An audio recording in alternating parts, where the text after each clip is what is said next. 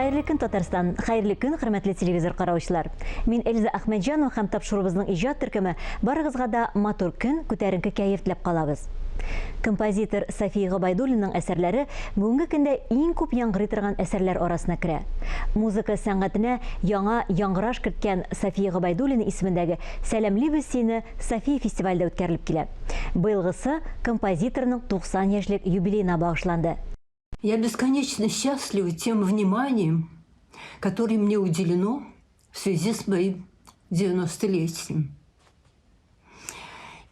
Именно в тот момент, когда 90-летний человек стоит непосредственно перед финалом своей жизни, особенно хочется поблагодарить судьбу за все, что она подарила ему на этом долгом пути. Благодарить все прошедшее, будь оно окрашено восторгом или горечью, радостью или болью. Благодарить все без исключения, все взлеты, все падения, благодарить всех людей, с которыми сводила судьба. И особенно благодарить начало жизненного пути, где прошла юность человека. Город, в котором закладывалась глубинная сущность всей остальной жизни. В моем случае это город Казань, где приблизительно я провела первые 20 лет своего пути. Казанның үзәгендә композиторның яшьлек еллары узган йортында дөньяда бердән-бер булган София Гобайдуллинаның заманча музыка үзәге эшләп килә. Композиторның юбилей уңаеннан үзәк берничә проектларны тормышка ашырган иде. Алар турында без студиябызның кунагы, танылган музыка белгече София Гобайдуллинаның заманча музыка үзәгенең фондларын сакчысы Рәмзия Усиинова белән сөйләшербез. Хәерле көн, Рәмзия ханым, исәнмесез? Исәнмесез, Эльза, исәнмесез тамашачыларыбыз. Сезнең үзәк 2001 елда Суфия Әсхатовнаның 70 еллыгына багышлап ачылган иде. Ачылган вакытта үзегезнең алдыгызга нинди максатлар куйган идегез? Максатларыбыз зур иде. Рашид Калимуллин, Камил Исхаковлар ярдәме белән ачылды бит инде ул үзәк 70 еллыгы. Ләкин ул проблемаларны тиштеләр, булдырдылар. Һәм зур, бик матур фестиваль булып узды. Шул 70 еллыкка шушы фестиваль эчендә безнең үзәкте ачылып җибәрде. Максатларыбыз шул Гобайдуллинаның иҗатын туплау, тикшеренүләр, аның музыкасын башкару һәм төрле фестивальләр уздыру. Менә шушындый максатлар шуннан башланып җибәрде безнең эшебез. Бүгенге көндә менә үзәкнең фондларында ни кадәр байлыклар саклана, һәм алар ничек һәм кайчан тулыландырып торалар? Безнең фонд һаман байтылып тора. Нишләп дисәгез, концертларыбыз бик күп уза. Димәк, нишләп концертлар күп дисез. 2003 елда шушы заманча музыка үзәге каршында яңа музыка ансамбле ачылып китте. Аны булдырдылар әлеге дә шул Калимуллин тырышлыгы белән. Аннары ул оркестрга әйләнде, күбәйде, зурайды. Инде хәзер Гобайдуллина заманча музыка оркестры дип атала. Анна Гулишанбарованың җитәкчесе, ә безнең директорыбыз Ләйлә Гарифуллина шушы оркестр менә бүгенге дәрәҗәгә җитсен дип бик зур эшләр эшләде, бик тырышты һәм шула дөресендә бу оркестр хәзер концертлар Казанда гына түгел, Мәскәүдә дә, Санкт-Петербургта, менә бу шушы арада гына Рашид Калимуллинның автор концертлары булып узды. Фәнни практик конференцияларда уздырабыз. Менә монда безнең Гобайдуллина укулары дигән фәнни практик конференцияларның китаплары. Монда шактый материаллар җыелган. Ул конференцияларга Казан гына түгел, Казаннан музыка белгечләре, композиторлар, Мәскәүдән, Санкт-Петербургтан, Түбән Новгородтан, Уфалардан һәм башка төрле калалардан киләләр һәм шушы безнең конференциядә катнашалар. Безнең бик зур видео архивыбыз җыелды. Шушы әйтик бит инде 20 ел тула. 20 ел арасында шактый гына материаллар җыелды. Безнең бик зур нота библиотекасы бар. Анда эксклюзив ноталар да бар. Гамбург нәшрияты безгә бүләкләр бирә, алар белән дә без элемтәдә Ханс Улрих Дуфик дигән бик мөлаим, бик шундый акыллы кеше, аның София Губайдуллиның персональный менеджер дип атала ул. Һәм Гамбург отделениесенең Сикорский нәшриятының директоры. Менә шул кеше белән без элемтәдә, ул безгә ноталарны җибәреп тора.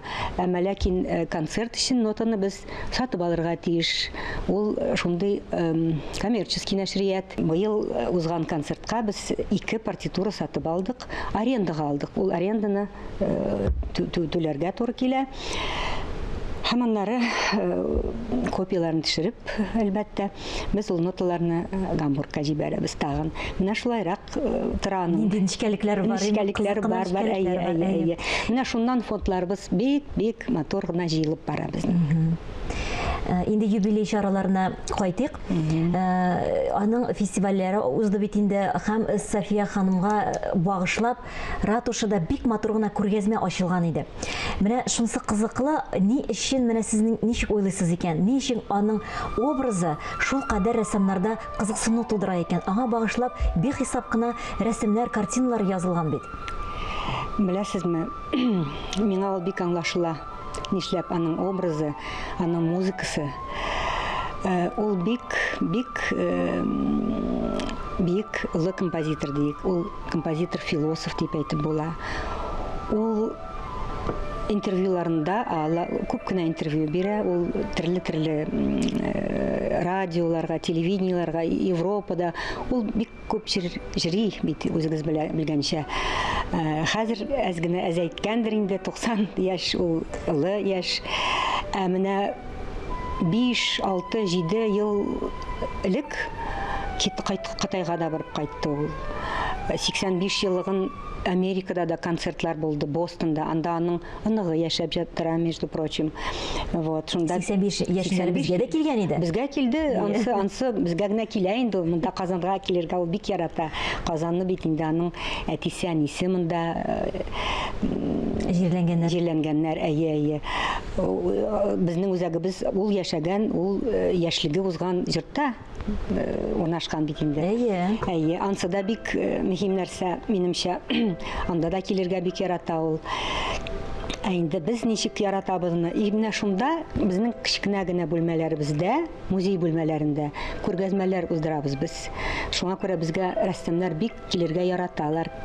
Зуфар Гимаев, Камиль Ибрагимов, Альберт Шиабеев, Татьяна һәм Юрий Бердниковлар, Любовь Гриценко һәм күп кенә иң безнең танылган, бик шундый үзенчәлекле рәссамнарыбыз шушы күргәзмәдә үзләренең рәсемнәрен күрсәттеләр. Фестивальнең менә төп вакыйгасы барыбер да юбилей концерты дип әйтәсе киләдер инде. Һәм концертның программасы кызыклы, бик алдан билгеле булган. Гадәттә бит инде андый чараларга әзерләнгәндә программаны алыштыралар, күп уйлыйлар, нәрсәләр башкаралар микән дип.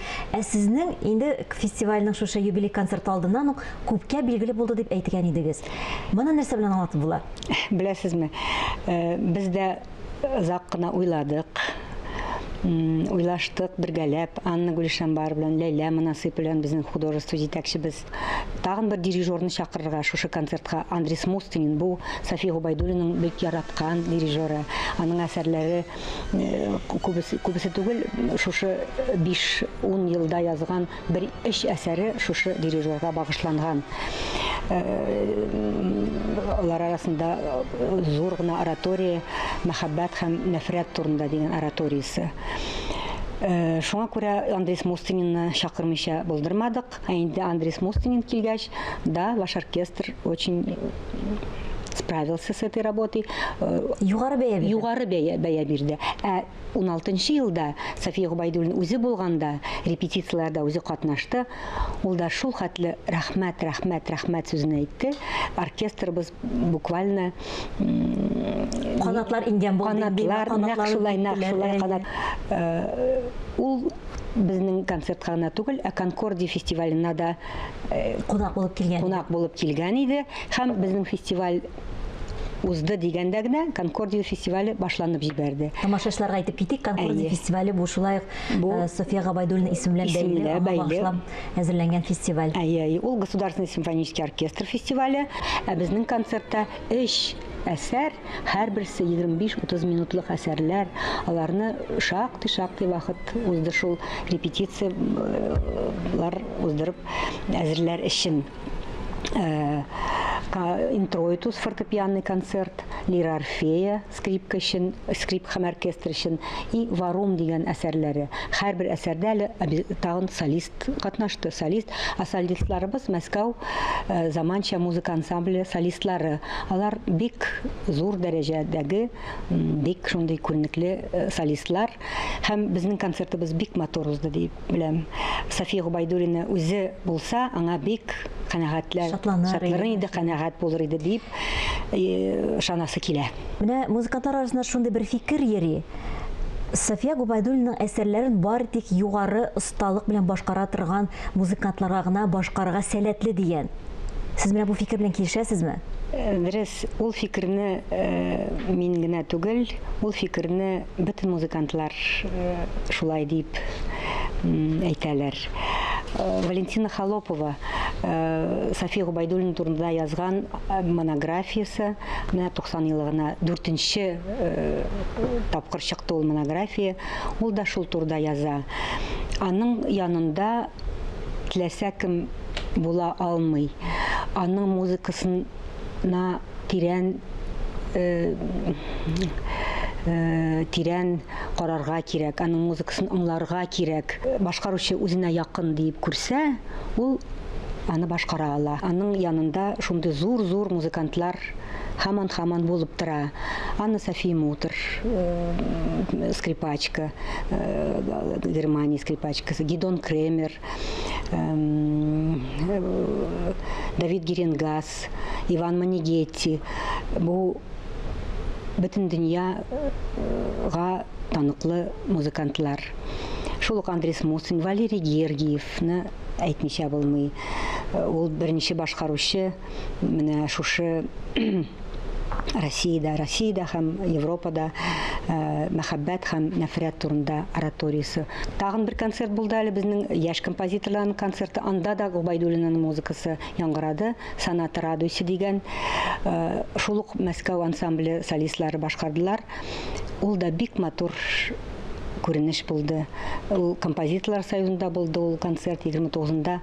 Яшь композиторларыбызның әсәрләре барсы да яңгырамады. Үзегез беләсез, хәзер вакытлар авыррак шундый.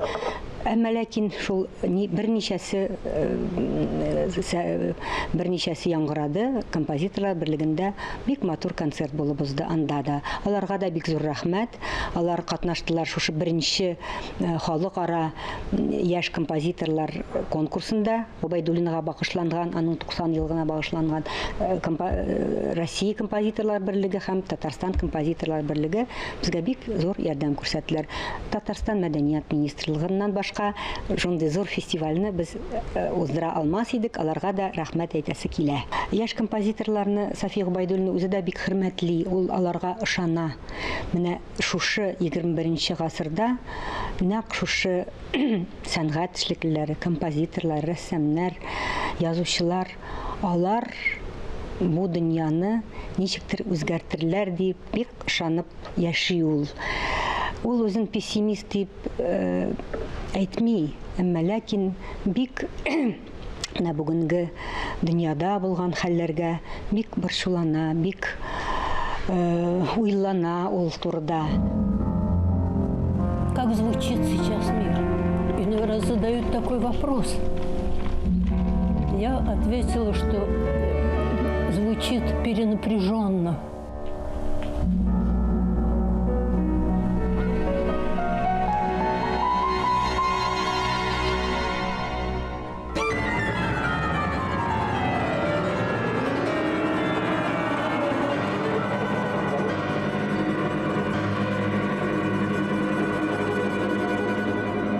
человечество накопило такое количество ненависти. Из глаз моих текут потоки слез. Требуется прочувствовать опасность.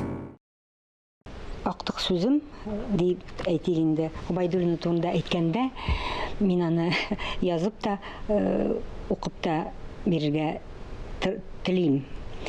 Ул бүгенге көндә иң танылган һәм башкарылучы композитор, заманча композиторларның берсе. Ул дистәләгән зур дәрәҗәдә халыкара премиялар лауреаты София Гобайдуллина. Германиядә яшәүче Россия композиторы София Гобайдуллина бүген бөтен дөнья белә. Аның әсәрләре төрле илләрдә яңгырый, тыңлаучыларда онытылмаслык тәэсир калдыра. Аның гаҗәеп музыкасы кешеләрне үзгәртә. Кеше күңелендә аның иң югары көчен, мәхәббәтен һәм чисталыгын, гаделлек хисен уята. Бүгенге көнегезне безнең белән башлаганыгыз өчен бик зур рәхмәт әйтәсебез килә сезгә. Менә бу изге эшегезне дәвам итегез. София ханым инде үзенең хәленнән килгәнчә безгә килеп йөрсен, ә инде аның музыкасы, үлмәс музыкасы һаман да безнең концерт залларында, Россия, башка илләрдә һаман да яңгырап торсын иде. Амин, шулай булсын. Нәкъ шулай булсын. Рәхмәт сезгә. Студиябызның кунагы танылган музыка белгече София Гобайдуллинаның заманча музыка үзәгенең фондларының сакчысы Рәмзия Усеинова иде. Ә мин Эльза Әхмәтҗанова сезнең белән саубуллашам. Һәр көнегезне матур уй фикерләрдән генә башлагыз. Исән, имин булыгыз.